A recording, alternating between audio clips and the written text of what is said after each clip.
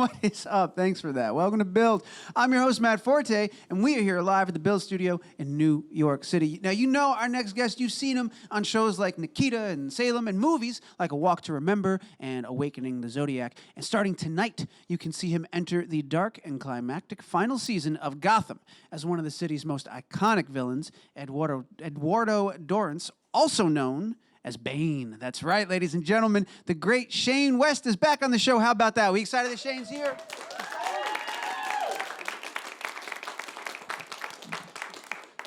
Perfect. We're going to bring him out in just a second. But first, before we do, I believe we have a look at tonight's episode. So let's go ahead and run that clip.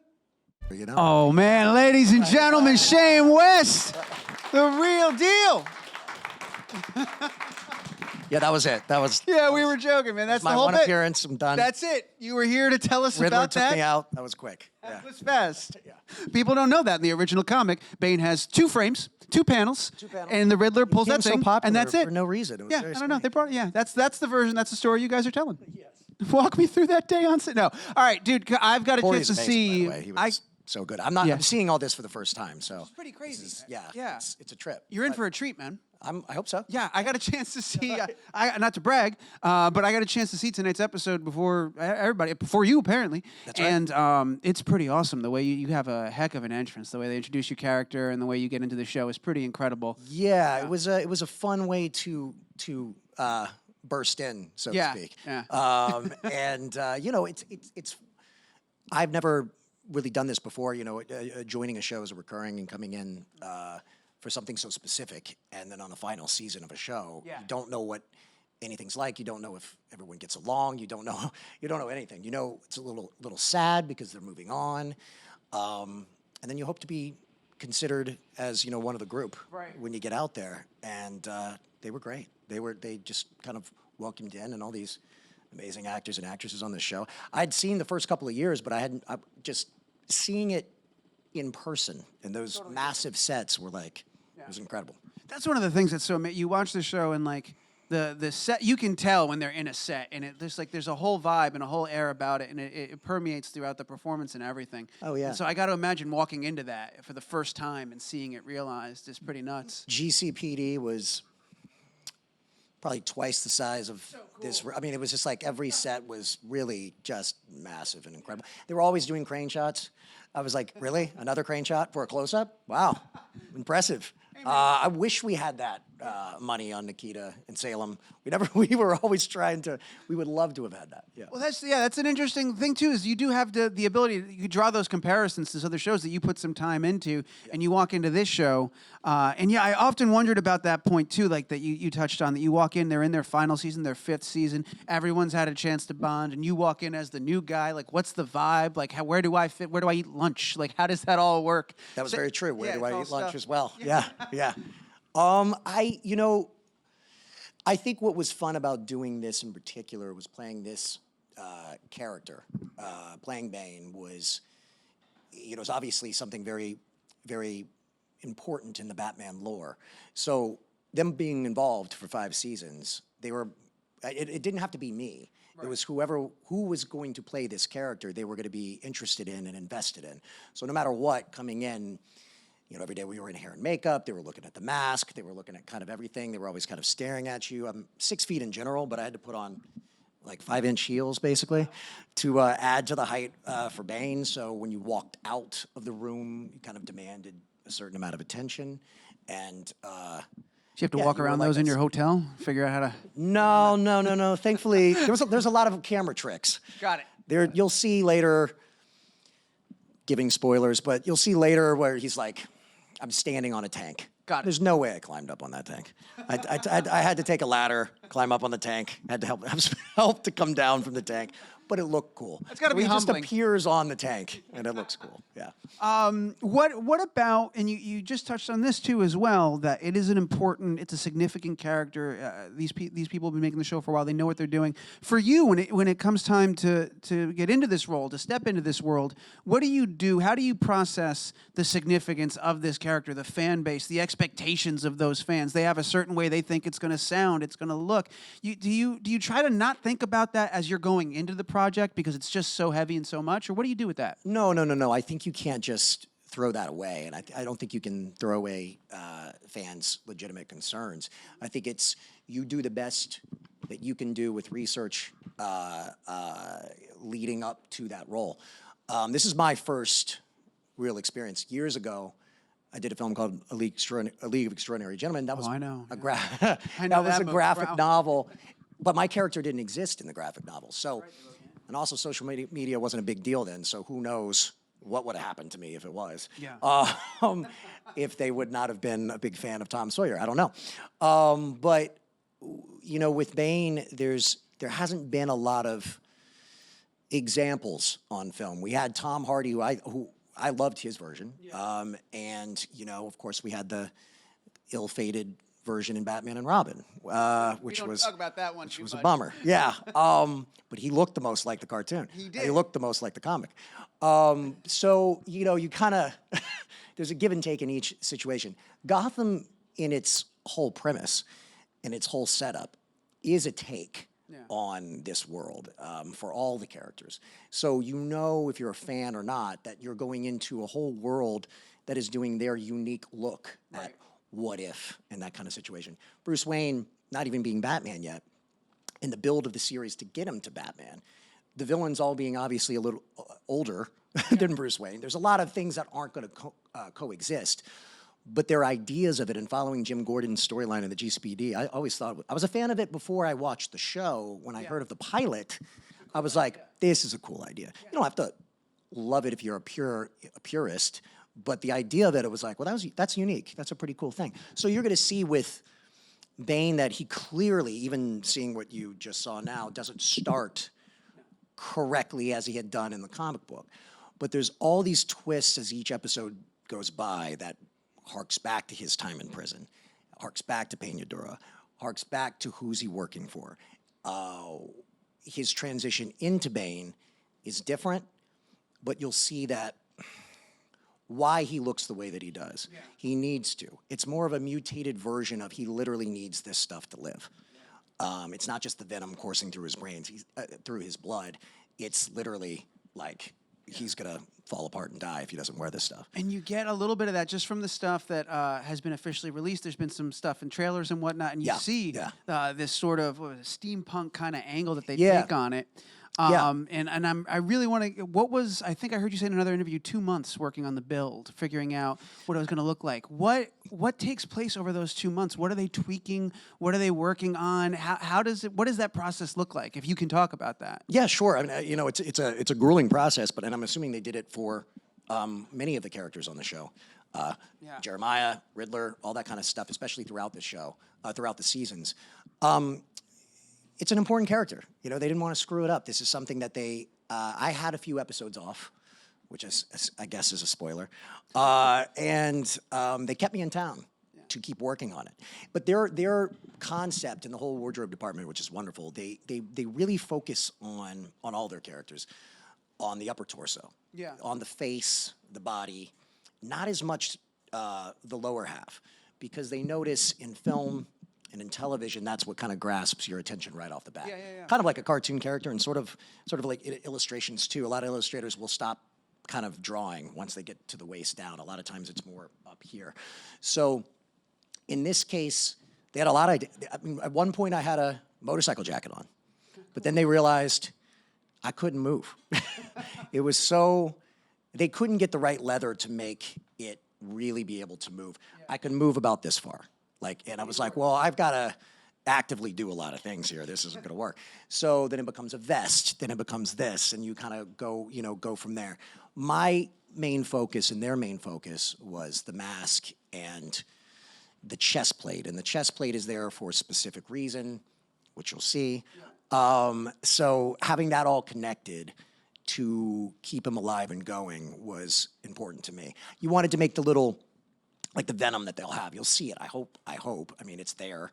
But, you know, dyeing out the bright colors, making it a little less Slimer color, and then making it a little more darker and like, oh my God, I can't believe he's actually breathing this stuff. That kind of stuff, rather than making it too cartoonish. So it's a give and take, and they just sit there, and you're a model. You just sit there and they poke until they get what they want. When they you mentioned Tom Hardy, of course you can't talk about Bane without talking about the previous incarnations of it. Yeah. When you were finding your version of Bane's voice, how does the mask and the chest plate, how does that all impact your vocalization? Did you have a voice in mind, then you put that on, you were like, well, I got to change this entirely? Like, what was that process like of finding like, your Bane sound?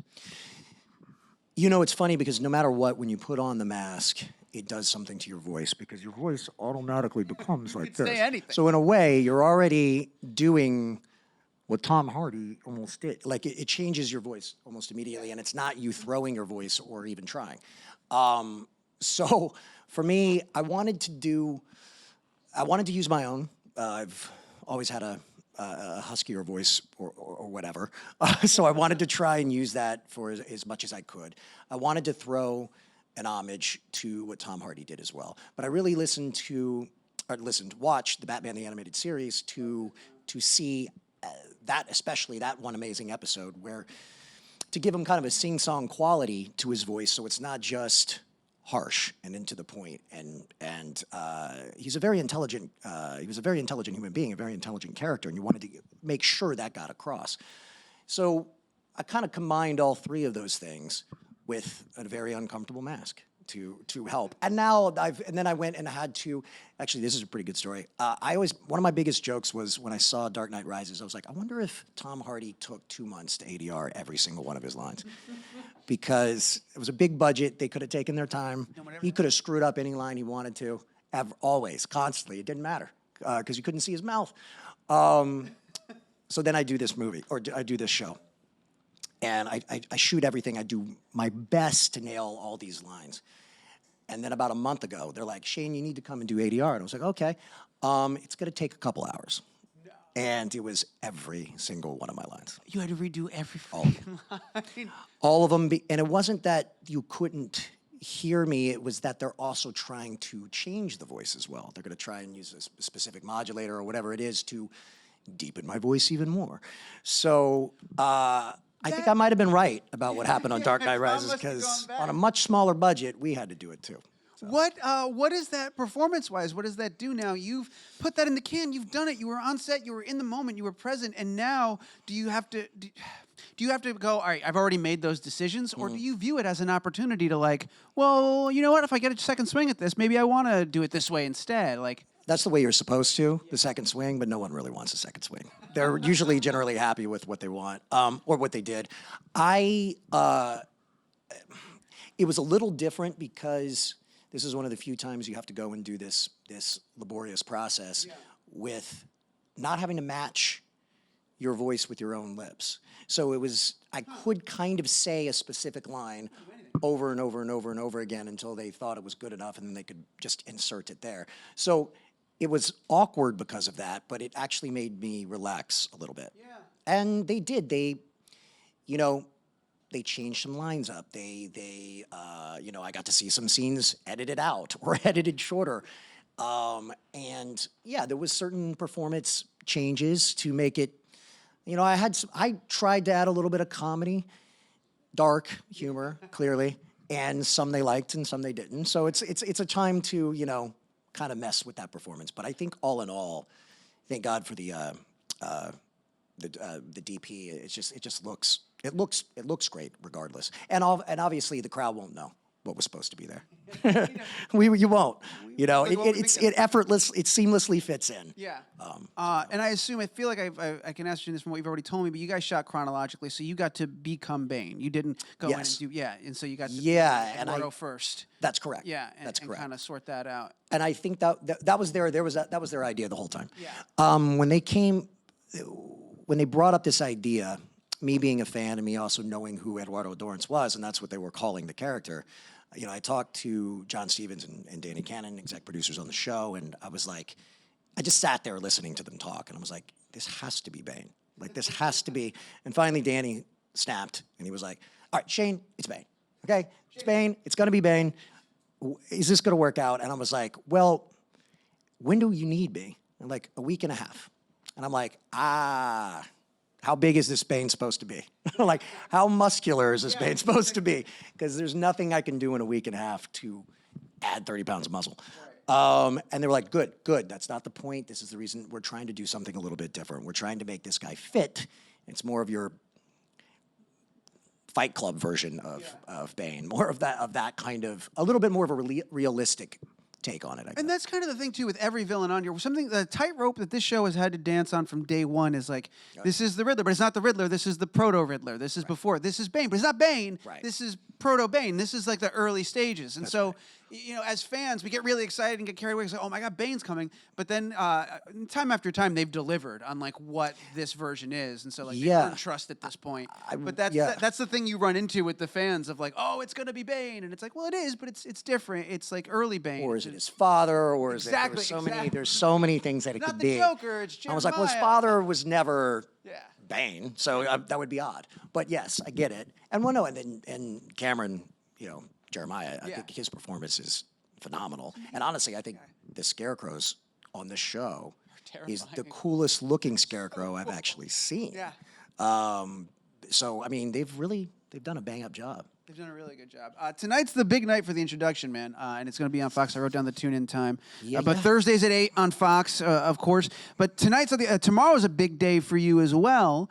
This was really cool. Your band's got new music dropping tomorrow. Is that correct? Yeah, that's right. That's correct. Twilight Creeps. Twilight Creeps. Yeah, that's a fun project we've been working on for a couple of years. Me and ex-bandmates from bands in the past, and we're all scary movie buffs, horror film buffs, and so we kind of did this as a passion project to pretty much write songs that were all horror film based or loosely based, and give it kind of a Misfits feel, and that's kind of what I said to them too. I was like, you know, you're getting older, you're not younger anymore. I was like, if we're not trying to nail this massive record deal, can we play the music we want to play? And they're like, yeah. I'm like, all right, good. And then more importantly, and hopefully people end up liking it. So we released an album a year ago, and so tomorrow we do the new one. So that's kind of a liberating point to be in the process, to be like, look, just because I think I've played in bands for years, and you do have to at a certain point just kind of look at like the reality of your situation and be like,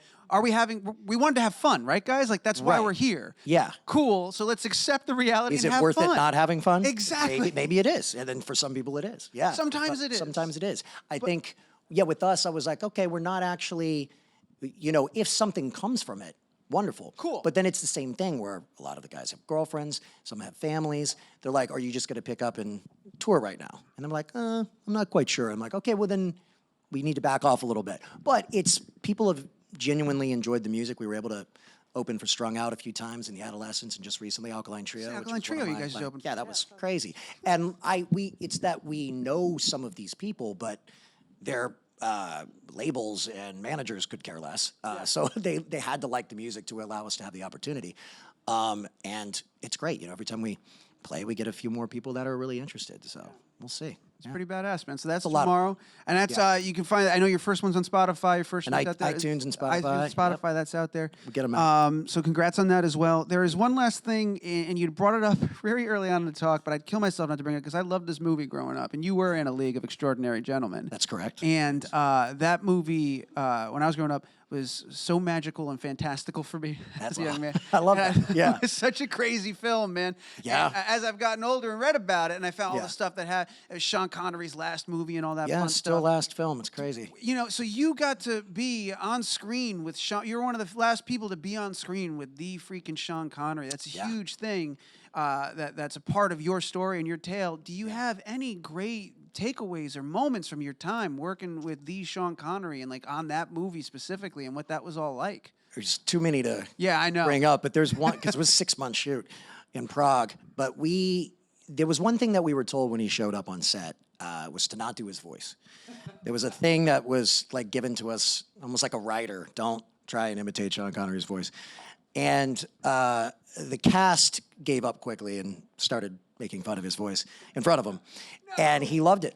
And he laughed. So we were never quite sure if that was a true note to not do. Yeah. But it became such a thing not around him that we were never quite sure if he was around. So one day I got a phone call. We were at a bar. And it's a guy. and he's doing his voice. And I start making fun of him, and I start making fun of him and doing his voice. And he says he's on his way. And I'm like, yeah, right. And I hang up. And Sean Connery shows up. And I was like, oh, it was Sean. Sean, I didn't have his number. Sean was calling me, literally asking where we were so we could have one drink and hang out with the boys. And I made fun of him for 5 minutes on the phone. And he showed up, and he did that trademark eyebrow and smile. And it was a bar where you could sign the wall. Like you could, if you used a quarter or any sort of coin, you could scratch your name and initials. And it was like everywhere, all over the wall. And we had done one above the doorway. We had our little LXG crew above the doorway. And of course, we weren't going to get Sean up on a chair to do that. So he grabbed I gave him a penny or a quarter or whatever the check currency was at the time. And he couldn't, he couldn't get his name on the wall. And he's like, well, clearly you can't do this. And I was like, well, clearly the world has done this. So Sean, you gotta get a little better at this. And he just kind of threw it down, laughed, got back in the car and took off.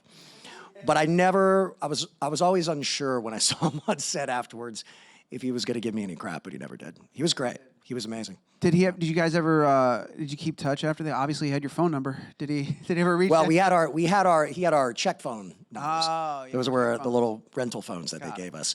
No, I mean, I honestly haven't seen, we had a lot of premieres for that. We did a Prague premiere for the city, because that was during the floods that destroyed a lot of the towns outside of Prague. It destroyed our sets. Actually, the Nautilus ironically sunk during that flood.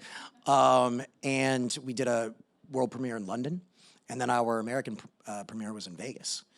And so that was really the last time I saw him, and maybe for a lot of people, because he was adamant that was going to be the last one. I thought at least Indiana Jones that there was going to be a scene, but no, he's content. Yeah, he's put his I mean, he pen- doesn't need to do Sean Connery. anything. Yeah, he could do whatever he wants. He's done enough. He's done great. I think he's done all right for himself. Yeah, I think he watches the show too. So if you want to say hi, now There you go. Hey, Sean. there we are. Yeah, perfect. Sorry about Prague. Thank you for indulging me in my childhood. Of course. No, that was it was a hell of an experience. Yeah, for sure, man. We've got a Twitter question I want to throw to you really quick. Jamie OW Tooth. Oh, come on, that's a lot of numbers. 2, 3, 4, 9, 2, 8, 6, 8. Is that your social? Jamie. Are there that many Jamie Owens? Jamie Owens. I keep doing that. I should just read the name first. Jamie Owens wants to know, you have played so many wonderful characters, some real people and some from books. Is there a character or person that you would want to portray in a movie or show? It's Jamie Owens. Wow, that's a good question. Yeah, just straight Jamie Owens. Jamie is good enough. Owens, that's it. I mean, I always loved. I was fortunate enough to. I'm a big rock and roll fan, big punk rock fan. I was fortunate enough to do a film called What We Do Is Secret that was based on the Germs. So I was fortunate enough to be able to get into a biopic situation, playing an American, where I had to, because I'm a diehard Clash fan, and I always, would love to do a Clash film, love to play a Joe Strummer or something like that. But also, I'd be terrified of what horrible accent would come out of my mouth. So, I got like the closest thing to it. So I would have to say, if there was a way I could have a proper accent, I'd love to do a Clash biopic at some point. One little thing that blew my mind, I didn't realize. I knew you were in that Germs biopic. I didn't realize you played with them for a couple of years. You were 5 years. 5 years. Technically, we're still together. I don't know when we'll play again, but technically we're still together. You were officially in the Germs. Yeah. Did you know when you were doing the movie that would happen, that the universe would move those pieces together? We did an article with Swindle Magazine, and they said, this is the first time that's happened. And I was like, oh, when you think back on those kind of things, I did not know that. So it was a hell of an experience. But by the way, we just played the rap party. The whole point was I sang with the original Germs for the rap party. Obviously, Darby had passed away, so he couldn't do it. People thought we had gotten together. We weren't a band. We decided to be a band and did it for 5 years. toured around the world, did some Warped tours, did a couple American tours. It was crazy. That's wild, man. At some point, you had to. That'll stop be a this book kind of- at some point. You had But to just like take in how surreal that is. That you're standing there playing with those. It was very surreal because I got to see, meet a lot of the legends that I grew up listening to, and then be a part of it. Not have to walk out of the room, actually sit there and, or just take a photo and like, can I be here? Like, it was more or less, this is my room. It's backstage. I can chill here. I can have a beer. It'll be great. And you get to meet those legends, Joan Jett, Ian McKay, even just opening for Rancid for a few shows. I mean, it was a blast. Sounds like it, man. We've got a. Oh, are you kidding me? We got another Twitter question.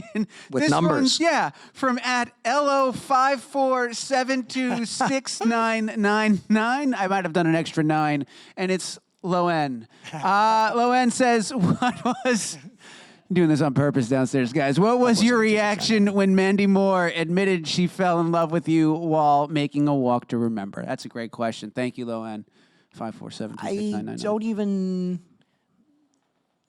know. Like, it's, I think, because I don't know how serious that is. Right. But I do know that we absolutely fell in love with each other as human beings and in people. And that, I think that is kind of what helped make the relationship and the chemistry work in that film. It also came from kind of what we were just saying about punk rock in general. I was trying to get my little pop punk band, Johnny Was, off the ground at the time, and she was had a legit pop star.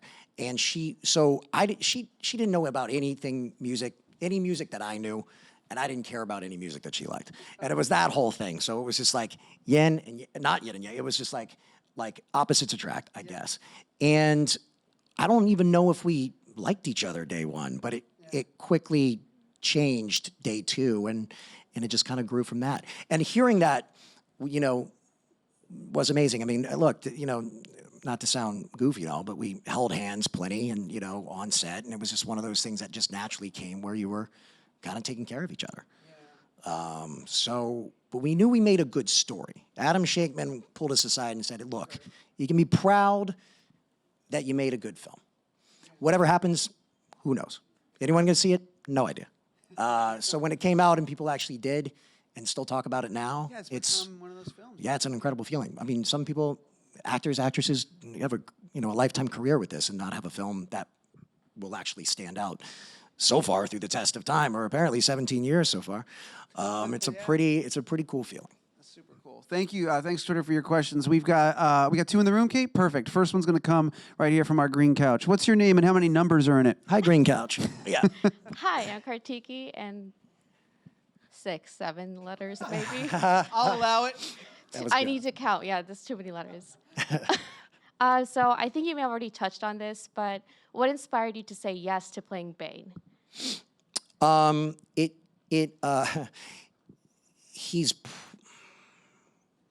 was going to say without a doubt, probably my favorite villain of all time. I'm actually pretty partial to the Riddler too. But especially in the Batman comic book world, Bane is Bane. I was on the phone talking to the guys, and basically, as soon as they told me who it was, I said, they were like, do you have any more questions? Anything about his background, things like that? And I said, no, when do you fly me to New York? And they're like, do you want to know? I was like, well, yeah, I'm going to do my best to do the character justice, but I'm going to say yes first. Let's get that out of the way so you don't give it to anybody else. Then let's talk about everything after that. That's amazing. It was a very easy yes. It really Thank was. you. I mean, you get the pressure later, but it was like, I'm going to say yes right off the bat. In that moment. It's In that let me moment, lock this yeah. down. Yeah. I'll figure Don't all talk to that anybody out. else. No. This is good.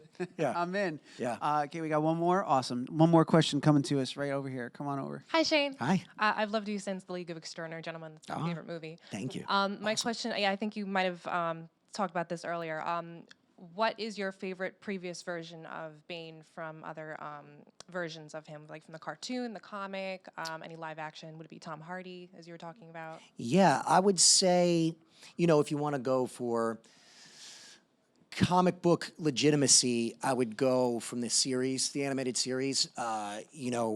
It's very easy or it's easier with animation to be able to animate a character to be exactly how it's supposed to, how it's supposed to be and how it's supposed to look.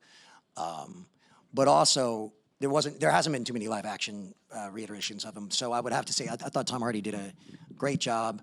Clearly, that character, also like mine, didn't exactly look like Bane in the comic book.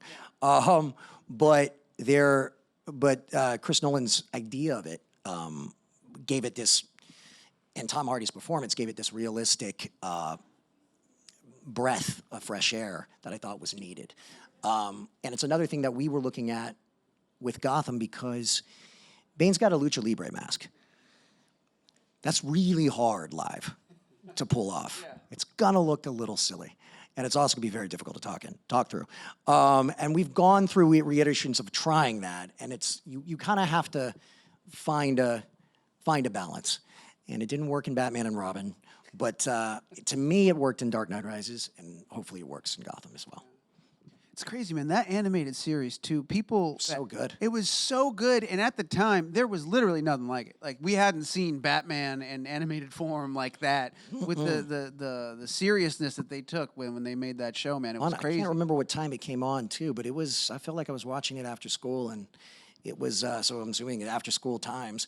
Yeah. But I feel like now, in 2019, if they had a version of that, it would blow up even bigger. Yeah. Just because it was just so well done. Yeah. Didn't they start Harley Quinn from that show, too? Yeah, Harley Quinn actually, from my understanding, and fellow nerds keep me honest here, but she wasn't in the book. She started on the show, right? Anybody else can verify? I'm getting nods. I've got a couple. We all seem pretty confident in that. I think so. Yep. Well, if not, now it is. Now it is so. We just reinvented it. Everybody else is wrong. That is the fact. Now, that is it. Yeah.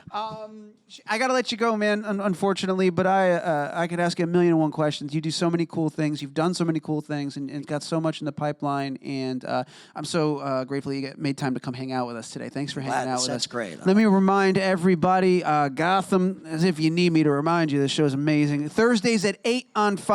All right, so tonight we get to see the introduction and then keep up with it because it gets crazy, man. And if you haven't been watching, find it on Hulu. It's all there.